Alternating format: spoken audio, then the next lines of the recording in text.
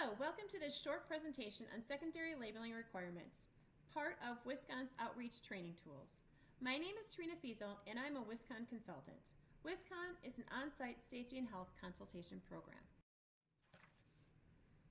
By definition, a secondary container is defined as a container holding a product which is not the original container supplied by the manufacturer. Given the common practice of transferring chemicals from one container to another, OSHA has included requirements for proper secondary container labeling as part of the hazard communication standard to ensure workers are aware of this chemical they are exposed to. In the United States, secondary container labels are required when operators in a workplace setting include the transferring of a smaller amount of product from the original container to a secondary container, such as a beaker, flask, or bottle. These secondary labels need to comply with OSHA's hazard communication standard. By definition, OSHA 1910-1200 F6 workplace labeling states the employer shall ensure that each container of hazardous chemical in the workplace is labeled, tagged, or marked. The standards are in effect to prevent any cases where uncertainty of the handled material could jeopardize the health and safety of anyone on site.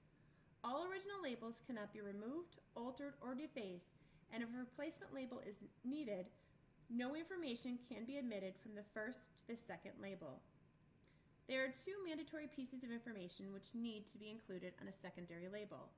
The product name or identifier, this should match the product identifier on the safety data sheet, and general hazard statement. This can be communicated in words, pictures, symbols, or any combination thereof that provides at least general physical and health hazard of the chemical. There are many ways to communicate the hazard information. Employers should select a system that will work for each location. Generally, things that must be labeled include storage bottles created for the distribution of small amounts of material, storage bottles for solutions or dilutions of a chemical, sample vials or sealable tubes. Large batches of the same compound may be labeled collectively, provided that they are stored and handled as a group. The information on the label stays the same. However, there are a number of different methods an organization can choose to relay the information. Whichever method an organization chooses, they should be consistent. Recognizing what needs to be on a label. A big part of getting workplace labeling right is recognizing all the secondary containers within your facility. It is a good practice to routinely walk through your facility to ensure all containers are labeled.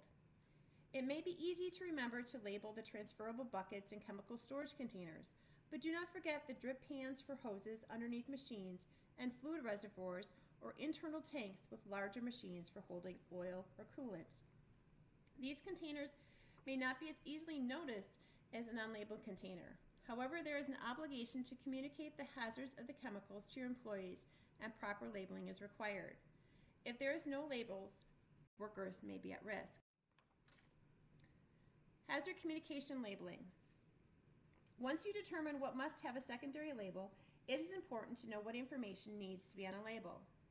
With the last revisions of the HAZCOM standard in 2012, OSHA has adopted new hazardous chemical labeling requirements, bringing it into alignment with the United Nations globally harmonized system of classification and labeling of chemicals.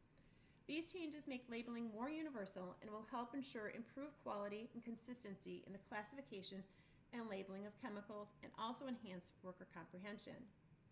All labels are required to have a pictogram, a signal word, danger or warning, and hazard and precautionary statements. All the information for secondary labels can be found either from the original label or the safety data sheet. Exceptions. Except for a few cases, all secondary containers must be labeled. One common case where you do not have to label a secondary container is if the container is portable and will be used immediately by the person who transferred the chemical into that container within the same shift. For example, a container used to dilute solvents transferred by an employee who uses the contents within their shift. However, one must be careful that any leftover cleaning solution or solvent is not stored without a label.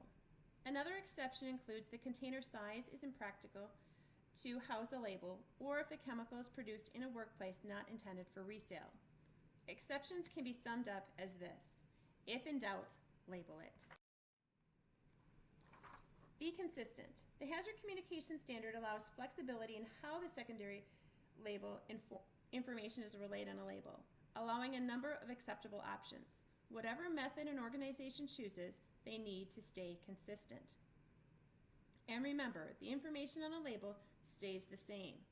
The details of labeling program needs to be in an organization's hazard communications written program. Label integrity. As discussed, it is important to ensure containers have proper secondary labeling, but you also want to make sure existing labels are legible, not damaged or torn, because if it is, you can still be cited under OSHA. Choose a secondary container label that is designed to withstand your company's work environment.